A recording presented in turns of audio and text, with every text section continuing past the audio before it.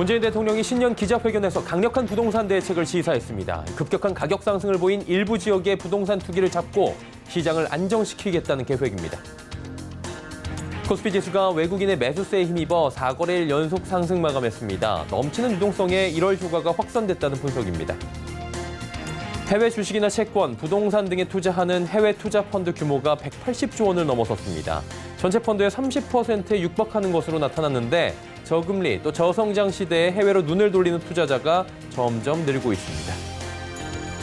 기아자동차가 6년간 29조 원을 투자해 2025년 영업이익률 6% 달성에 도전합니다. 센 뉴스 플러스 시작합니다.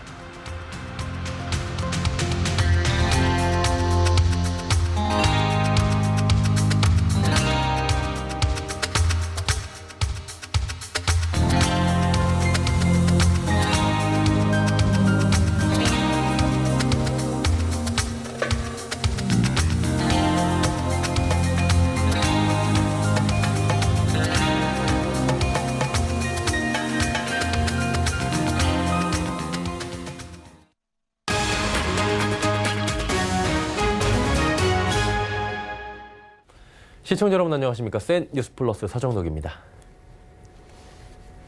오늘 문재인 대통령이 청와대에서 열린 신년 기자회견에서 12.16 대책으로 풍선 효과가 생기는 지역이 나오는 등 시장이 불안한 조짐을 보인다면 더욱 강력한 대책을 끝없이 내놓겠다고 공언했습니다. 특히 3년 전보다 집값이 지나치게 많이 뛴 곳에 대해 한다고 언급하기도 했습니다. 김혜영 기자입니다. 문재인 대통령이 부동산 투기를 잡고 시장을 안정화시키겠다는 확고한 의지를 내비쳤습니다. 문 대통령은 청와대에서 열린 신년 기자회견에서 부동산 정책과 관련한 질문에 일부 지역은 서민들이 납득하기 어렵고 위화감을 느낄 만큼 급격히 상승한 곳이 있는데 이런 지역들은 가격이 원상 회복돼야 한다고 생각한다고 말했습니다. 집값이 많이 뛴 서울 강남권에서 취임 초인 3년 전 수준으로 가격이 낮아질 수 있도록 강도 높은 부동산 대책을 내놓겠다는 의지를 나타낸 것으로 분석됩니다. 한국감정원에 따르면 2017년 1월 이후 작년 12월까지 2년간 아파트 가격 누적 상승률은 서울 전체가 14.36%로 집계됐습니다. 강남 4구는 집값 상승률이 19.51%에 달했습니다. 송파구가 23.75%로 서울 25개 자치구 중에서 가장 높았고 강남구, 강동구, 서초구 순으로 나타났습니다. 문 대통령은 12.16 대책에 대해 9억 원 이상 고가주택과 다주택이 초점이었다면 9억 원 이하 주택 쪽으로 가격이 오르는 풍선 효과가 생기거나 부동산 매매 수요가 전세 수요로 바뀌면서 전세값이 오르는 등 다른 효과가 생기는지 예의주시하고 언제든 보완 대책을 내놓을 것이라고 강조했습니다. 문 대통령은 이날 올해 수출 회복을 토대로 한 우리 경제 회복에 자신감도 내보였습니다. 문 대통령은 작년 12월 정도를 기점으로 수출도 좋아지는 기미를 보이고 있다며 이달도 1월 1일에서 10일 수출은 모처럼 5.3% 증가했다고 밝혔습니다. 올해 경제 성장률에 대해 문 대통령은 지난해 한국 경제가 2% 정도 성장했을 것으로 전망하면서 신년에는 그보다는 보다 성장률이 높아질 것이라는 데 대해 국제경제기구나 한국은행을 비롯한 우리나라 여러 경제연구소의 분석이 일치한다면서 부정적 지표는 점점 적어지고 긍정적 지표는 점점 늘어나고 있는 것은 분명한 것 같다고 강조했습니다. 서울경제TV 김혜영입니다. 코스피가 새해 초 뚜렷한 상승세를 보이며 1월 휴가가 확산되고 있다는 분석이 나옵니다. 전문가들은 올해 증시가 미중 무역 분쟁 등 세계적 리스크 완화, 또 반도체 경기 개선, 부동산 시장 자급 유입 기대 등에 힘입어 당분간 호조를 보일 가능성이 크다는 전망에 무게를 싣고 있습니다. 오늘 코스피 지수는 0.43% 오른 2238.88포인트의 거래를 마감했습니다. 이로써 코스피는 지난 9일 1.63%, 10일엔 0.91%, 13일엔 1.04%에 이어 오늘까지 나흘째 상승세를 이어가고 있습니다. 반면 코스닥 지수는 전장보다 0.51포인트, 0.08%포인트 내린 678.71포인트로 장을 마감했습니다. 저금리, 저성장 기조가 지속되면서 투자자들의 눈이 해외 투자 펀드로 향하고 있습니다. 오늘 금융투자협회에 따르면 해외 주식이나 부동산 등에 투자하는 해외 투자 펀드 규모가 183조 7천억 원을 기록하며 전체 펀드의 30% 수준으로 커졌습니다. 특히 서민 중심의 공모펀드보다는 자산가를 주로 대상으로 하는 사모 형태 해외 투자 펀드가 급성장세를 보였습니다. 저금리, 저성장 속에 국내 투자자들이 해외로 눈을 돌렸다는 분석이 나오는 가운데 해외 투자 펀드의 성장이 국내 자본시장 활력을 떨어뜨릴 수 있다는 우려도 나옵니다. 기아자동차가 29조 원을 투자해 2025년 영업이익률 6%를 달성하겠다는 중장기 미래 전략을 공개했습니다. 기아차는 14일 오전 서울 여의도 콜레드 호텔에서 CEO 인베스터 데이를 개최하고 미래차 산업에 대응하기 위한 플래넷을 발표했습니다.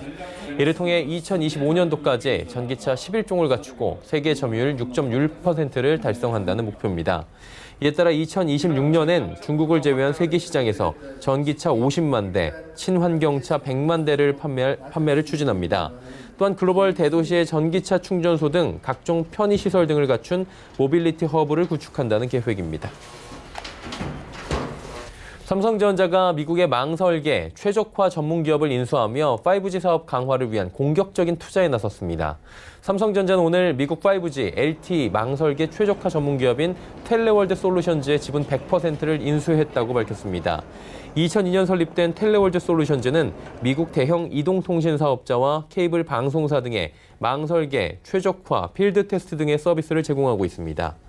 미국 버라이즌, AT&T, 스프린트 등의 5G, 4G 통신 장비를 공급하고 있는 삼성전자는 이번 인수를 통해 세계 최대 시장인 미국을 포함해 북미 이동통신 시장에서 점유율을 확대해 나간다는 계획입니다.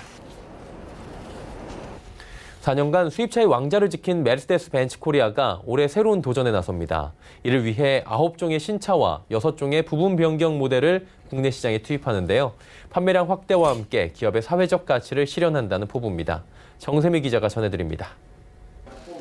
4년 연속 수입차 1위 자리를 지킨 메르세데스 벤츠 코리아가 올해 9종의 신차를 출시합니다. 이에 따라 6종의 EQ 파워 플러그인 하이브리드 모델을 추가하고 더 뉴 메르세데스 마이바흐 GLS를 국내에 처음으로 선보입니다.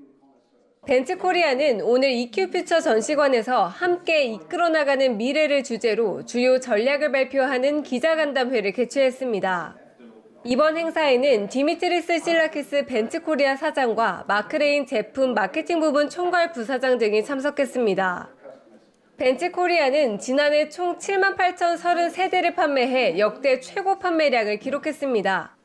이는 직전 연도 대비 10.4% 증가한 것으로 E클래스가 39,780대가 팔려 성장세를 견인했습니다. To that, have a very strong product offensive with more and new models coming up, enhancing our lineup with more sporty models in the sedan segment, but also very much in the SUV segment. And we are sure that in 2020 we'll have a much bigger share of environmental friendly vehicles like our EQC and like our plug-in hybrids. 이외에도 벤츠 코리아는 올해 스타트업 협업 플랫폼인 스타트업 아우토반을 국내에 도입합니다. 또한 기부 문화 확산을 위해 오는 4월 부산에서 문화와 기부를 결합한 기부의 레이스를 개최합니다. 수입차 최초로 7만 대 판매의 벽을 넘긴 벤츠 코리아가 올해 다양한 신차로 새로운 역사를 쓸지 주목됩니다. 서울경제TV 정세미입니다.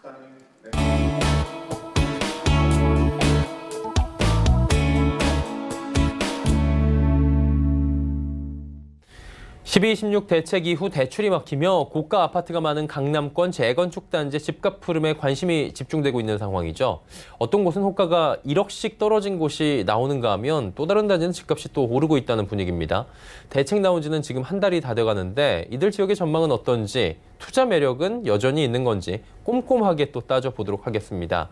필명 부자 아빠로 굉장히 유명한 분입니다. 양팔석 부자 아빠 부동산 연구소의 대표와 오늘 함께하도록 하겠습니다. 어서 오세요. 네, 오늘 좋은 말씀 부탁드리도록 하겠습니다. 네. 자, 우선 정부가 고강도 대책을 지금 내놓은 상황입니다. 12.16 대책이 굉장히 강하게 지금 시장에서 나오는데 약발이 어느 정도 또 들어맞을지 초미의 관심사입니다. 강남권 재건축 단지 집값이 잡혔을까요? 지금 분위기 어떤지 정창신 기자가 알아봤다고 하는데요. 레포트 보고 나서 이야기 나눠보도록 하겠습니다. 서울 송파구 잠실동 잠실주공 5단지. 이 지역 대표 재건축 단지인 이곳 전용 76.5제곱미터 매물이 19억 3천에서 19억 8천만 원에 나와 있습니다.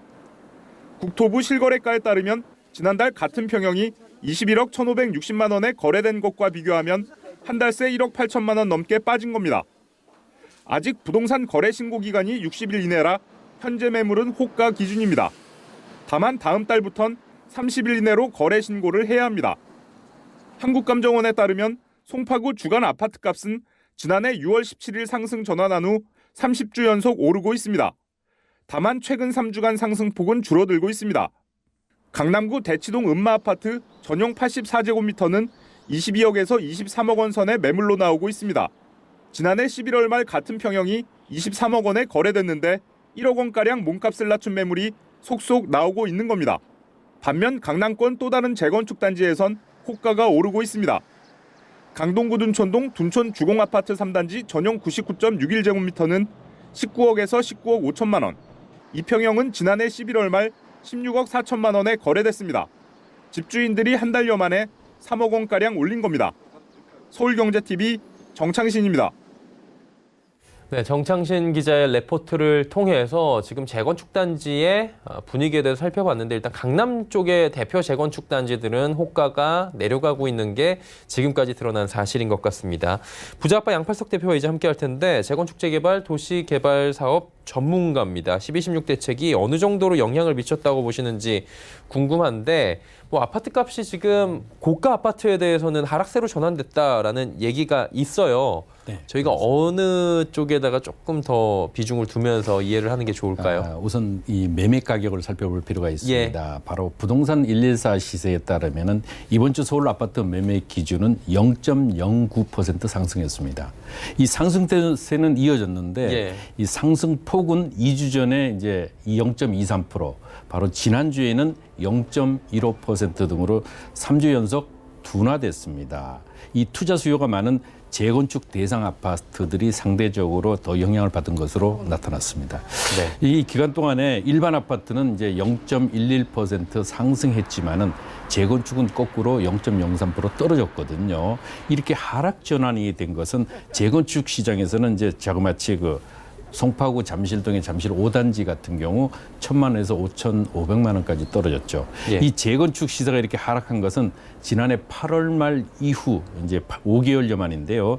이러한 추세가 계속적으로 이어질지는 아마도 총선까지 지켜봐야 될 것으로 판단이 됩니다. 예. 재개발, 재건축 단지하면 랜드마크로 저희가 꼽는 곳들이 있는데 강남 3구에서 보통 둔촌 주공 아파트 그리고 잠실 주공 5단지 음마 아파트 있는데 일단 주공 5단지 음마 아파트가 지금 호가가 떨어지고 있다 이런 얘기 그리고 총선 때까지 지켜봐야 된다라는 얘기예요. 근데 어쨌든 간에 뭐 고강도 대책이 나와도 재건축 아파트건 뭐 구축이건 시축이건 집을 살 사람들은 수요가 있으면 사야 되는데 재건축 쪽으로 가보자 하는 사람들도 있을 거 아니에요. 더 상승할 수 있을지 이게 가장 궁금할 것 같아요. 어떻게 전망하십니까? 네, 무엇보다도 이제 매매 가격도 중요하지만 그 거래량이 수반이 되어야 되거든요. 이 서울 아파트 월 평균 매매 거래량은 2018년 기준 8,052건 대비 34% 줄어든 5,237건을 이제 기록했습니다. 자, 2019년 아파트 시장에서 신축이 이제 집값 상승을 이제 상당히 주도했는데 그쵸.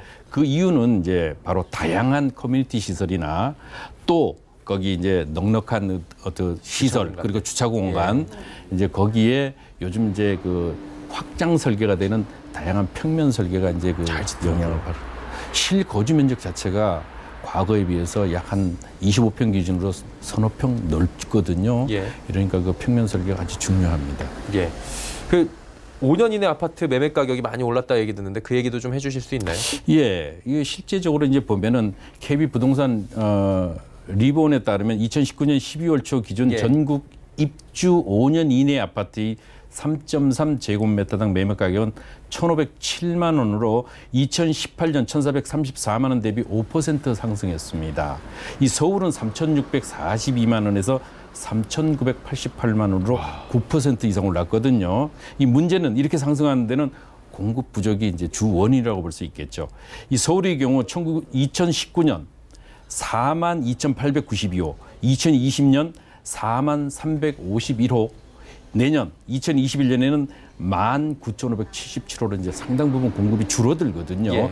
이렇게 될 때 앞으로 풍선 효과에 의해서 이 강남 재건축 이외의 지역으로 이제 가격 상승 폭이 이제 상당 부분 주도가 될 것으로 예상이 되는데 이 보면은 우리가 이제 이 부동산 시장에 대한 과거 역사는 당연히 되돌아갑니다. 돌아보면은 이 과거 노무현 정부 바로 2005년 8.3.1 조치가 그야말로 부동산 시장의 대못이라고 볼 수 있는데 이 8.3.1 조치로 이 버블7, 즉 목동, 강남 그리고 일기 신도시 5곳이었는데 이 버블7 지역이 이제 딱 가격을 멈췄죠. 멈추고 나서 서울 이제 그 후에 서울 기타 지역으로 이제 풍선 효과, 즉 상승세가 확산이 되면서 이제 마용성, 우리가 마포구, 용산구, 성동구 이런 지역을 넘어서 노도강까지 이렇게 쭉 확산된 그 전례를 보면은 알 수가 있습니다.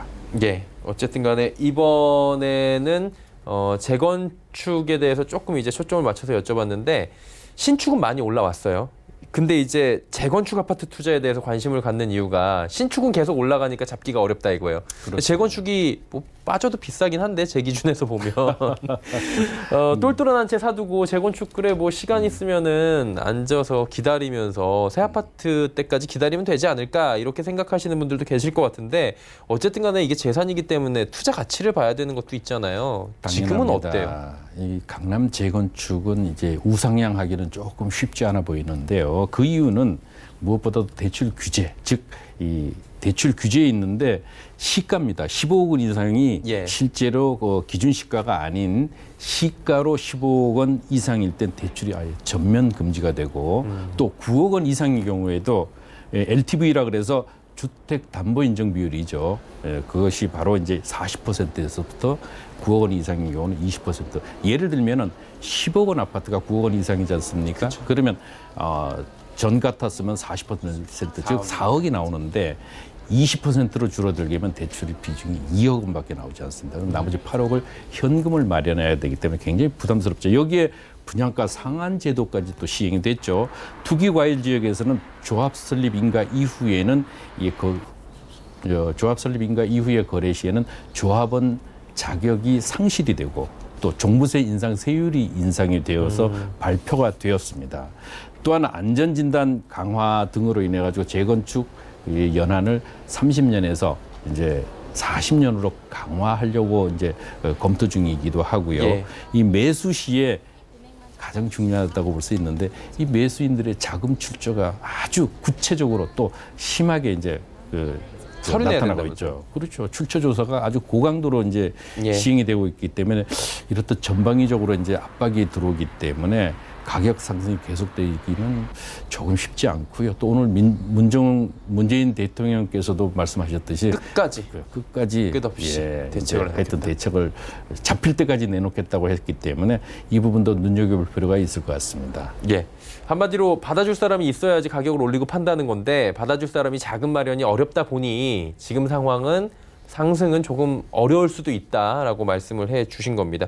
어쨌든 간에 재건축 얘기하다 보니까 재개발 좀 헷갈리시는 분들이 많을 거예요. 재건축이랑 재개발이랑 똑같은 거 아니냐 하시는 분들도 계실 것 같은데 차이가 좀 명확하게 알아야 될 것 같고요. 투자자 입장에서 재개발 사업지 중에서 좀 그래도 요지를 꼽는다면 어디를 보시는지도 시청자분들도 궁금하실 것 같아요. 그렇습니다. 현재 강북 지역에서 이제 활발히 추진되고 있는 이 재개발 사업은 물론 그 개별 재개발 지구도 있습니다만은 주로 이제 재정비 촉진 지구, 이제 규모가 이제 큰 이런 재정비 촉진 지구 중심으로 이제 단기적으로는 이제 막 입주 초기 저는 이제 추천드리는 것이 투자의 관점에서 바라본다 하면 입주가 예를 들면 재정비 촉진 지구가 10개 구역이다 내지는 11개 구역이다 15개 구역이라고 있다고 예. 하면은 첫 번째 한 개 구역 정도가 이제 막 입주를 시작했던 곳 이런 지역에 이제 투자를 하게 되면 왜냐하면 주변에 기반 시설이 아직 안 갖춰져 있고요. 주변이 전부 아파트 신축으로 해서 막 먼지가 풀풀 날리고 하기 때문에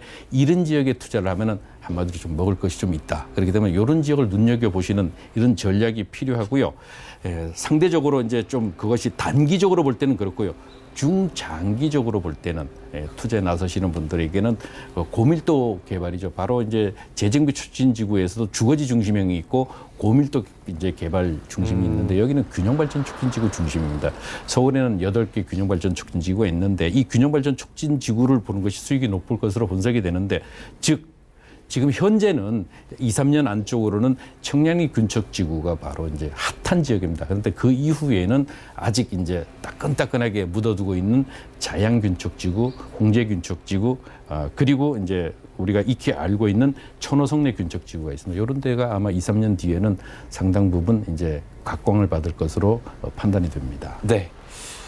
서울에는 뭐 얘기 나오는 게 공급이 부족하다. 결국엔 땅이 부족하기 때문에 공급이 계속 부족하고 정비 사업에 의존하다 보니까 관심이 쏠릴 수밖에 없다라는 얘기가 지금 나오고 있습니다. 지금까지 말씀드린 재건축, 재개발을 제외하고 가로주택 정비 사업이 요즘에 주목받고 있다고 하는데 부동산 팀의 이하라 기자가 이 부분을 준비했다고 합니다. 만나보시죠.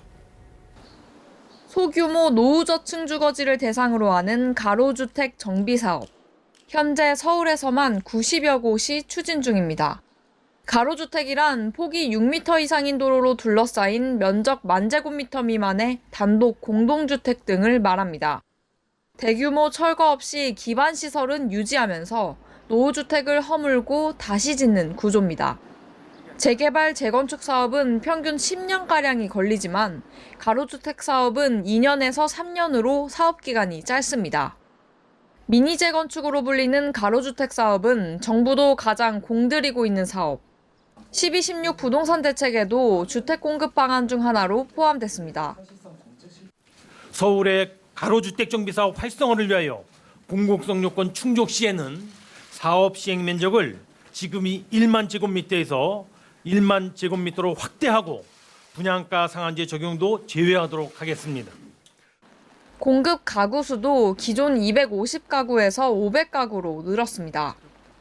10%를 공공임대로 채우면 민간 택지 분양가 상한제 적용도 받지 않습니다.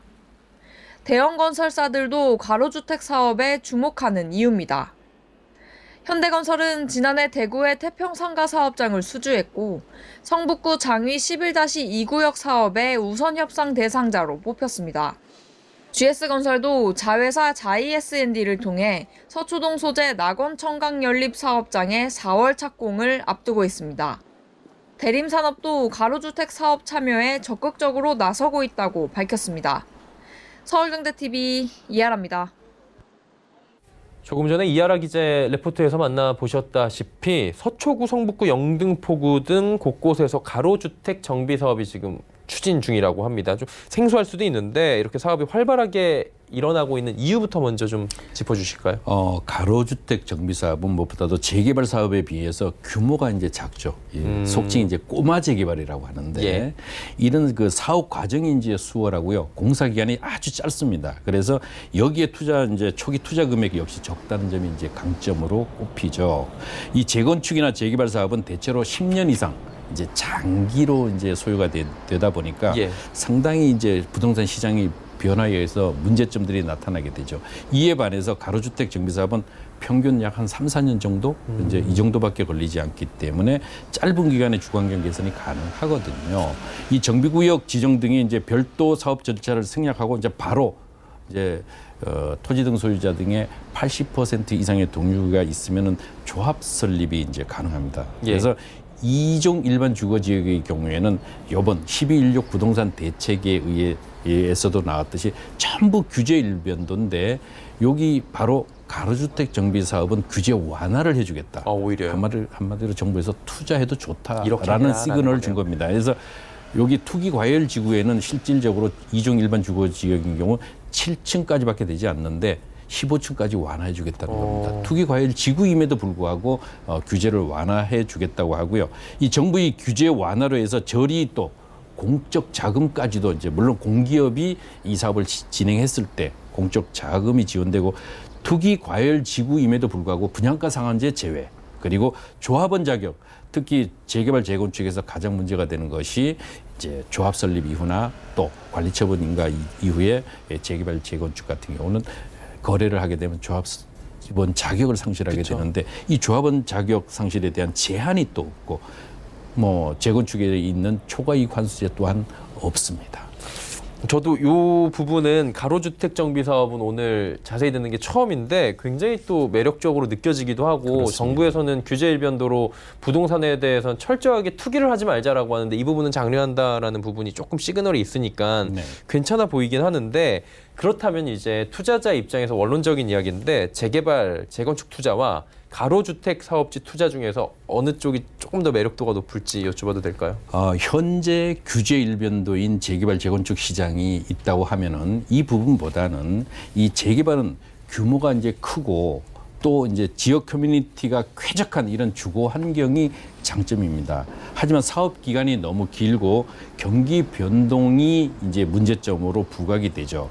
이래서 여러 제한 조건들이 있는데 이 가로주택 정비사업은 난개발의 가능성은 물론 있습니다. 있지만은 현재 정부의 부동산 규제가 워낙 커서 이제 우리가 소나기는 좀 피해갈 필요가 있다라고 봐지거든요. 이 상대적으로 수익이 크고 자금 회수가 빠른 이 가로주택 정비사업 투자가 더 효율적이라고 이제 제 개인적으로 생각을 하고요. 즉 가로주택 정비사업 투자는 이 빠른 자금 회수와 높은 수익률 그리고 비교적 낮은 실제 투자 비와 함께 어떻게 보면은 쉬운 방법입니다. 이게 이해하기가 쉽기 때문에 이러한 것들이 바로 이제 투자로 연결이 될 수 있겠습니다. 네, 오늘은 재건축 재개발 그리고 가로주택 사업에 대한 이야기까지 잘 들어봤습니다. 12.16 대책 한 달을 맞이했습니다. 정비사업 전문가시고요. 양팔석 부자아빠 부동산연구소 대표와 함께 자세히 살펴봤습니다. 오늘 고맙습니다.